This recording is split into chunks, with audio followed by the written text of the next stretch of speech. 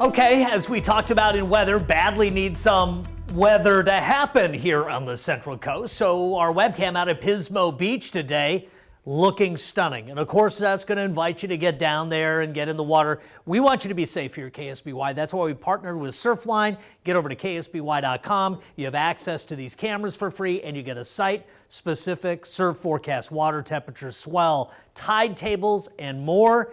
Check it out at ksby.com. San Luis Obispo right now, it's 63, the humidity 22%.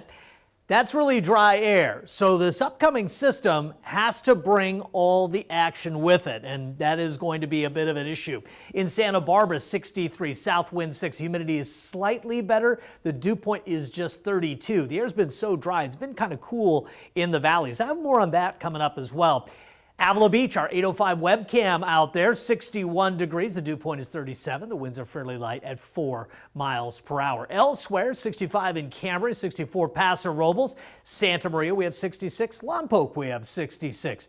In Cuyama, 68. California Valley as well, and 65 for us in Shandon. There are some locally breezy conditions out toward the Tembler Range, but generally the winds are under 15 miles per hour. Now, tomorrow is a day before this system shows up, and we're still going to get temperatures in the coastal valleys up into the low 70s. We're going to be pretty close to freezing. And again, it's fairly interesting. I'll tell you about it in a second. Interior valleys, close to freezing as we get going. Back up into the 70s for daytime highs in the latter afternoon. For us on the south coast, 40s overnight. Back up to about 71 to 3 o'clock. And the west-facing beaches starting in the 40s and getting back up into the upper 60s in the afternoon. Increasing high clouds. And again, our area of low pressure is still well away from the area, and the track is not good. It stays out here. It has to go through the base of a trough. We have to wait till the whole trough moves to the east before the low can track into Southern California, nipping the south coast and trying to sling rain north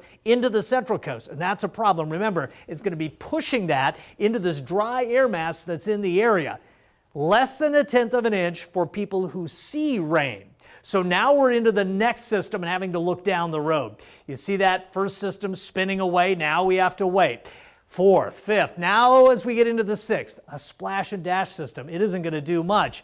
And then the next system on the way for, say, the 8th or the 9th. Again, it's not a robust system. And then a series of low-pressure systems track inside the Sierra Nevada. Also, not good directions for us. If you add all of that up, less than a ½ inch of rain. And we are inches behind after a historically bad February. Well, we could freeze tonight, and typically we don't because averaging, we usually get done with our last freeze of the year near the coast before we get out of February. Some of the interior valleys do frequently get an occasional freeze, but that's kind of interesting as well. Look at those low temperatures, but also the nice mild highs in the upper 60s and low 70s again tomorrow.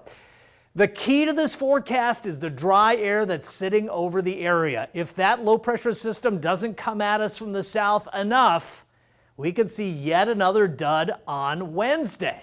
Extended forecast, again, has a system possible on Saturday, but that's really looking like a splash and dash more than anything. I think it lowers temperatures by nearly 10 degrees and cranks up winds for the weekend.